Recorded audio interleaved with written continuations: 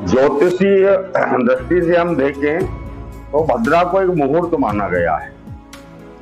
जैसा कि आपने सुन रखा होगा कि जब होली पर होलिका का दहन किया जाता है या श्रावण की पूर्णिमा के दिन हम रक्षाबंधन मनाते हैं, तब विशेष रूप से विचार किया जाता है कि भद्रा काल के बाद, अर्थात होलिका दहन के समय भद्रा ना हो तो राखी बांधते समय भद्रा ना हो, अर्थात ये एक मुहूर्त इसको ज्योतिषीय गणना में माना गया है।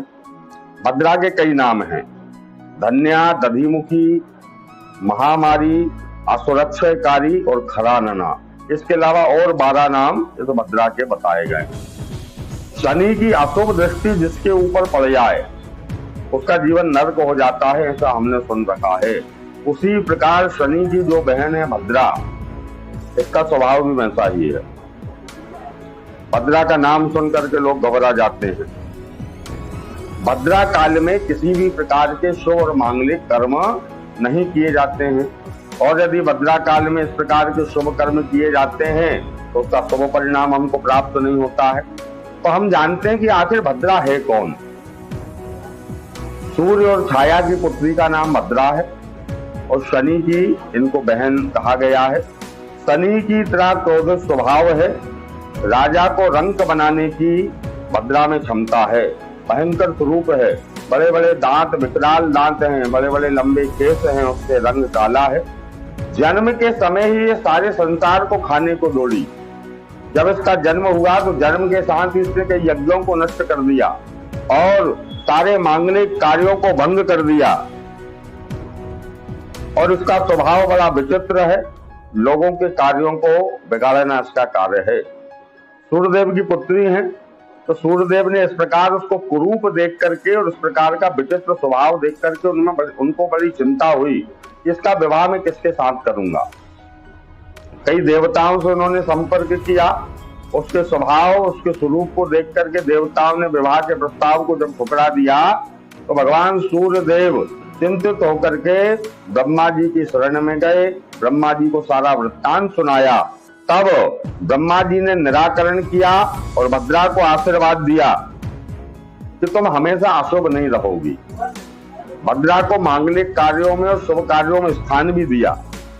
बव, बालव, तैंतिल और कौरव नाम के जो करण हैं, इन करणों के साथ समय के मध्य में 7वां स्थान भद्रा को दिया, अर्थात भद्रा को भी एक उन्होंने ब्रह्मा जी ने मुहूर्त माना और कहा कि तुम हमेशा अशुभ नहीं रहोगी, जिस लोक में तुम रहोगी उस लोक में तुम्हारा प्रभाव जो है वह अशुभ होगा।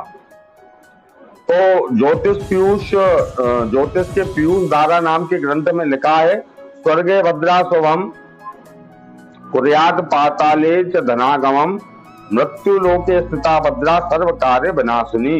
अर्थात जब स्वर्ग में या पाताल में भद्रा रहती है तब वह भद्रा पृथ्वी लोक में शुभ फल को देने वाली रहती है।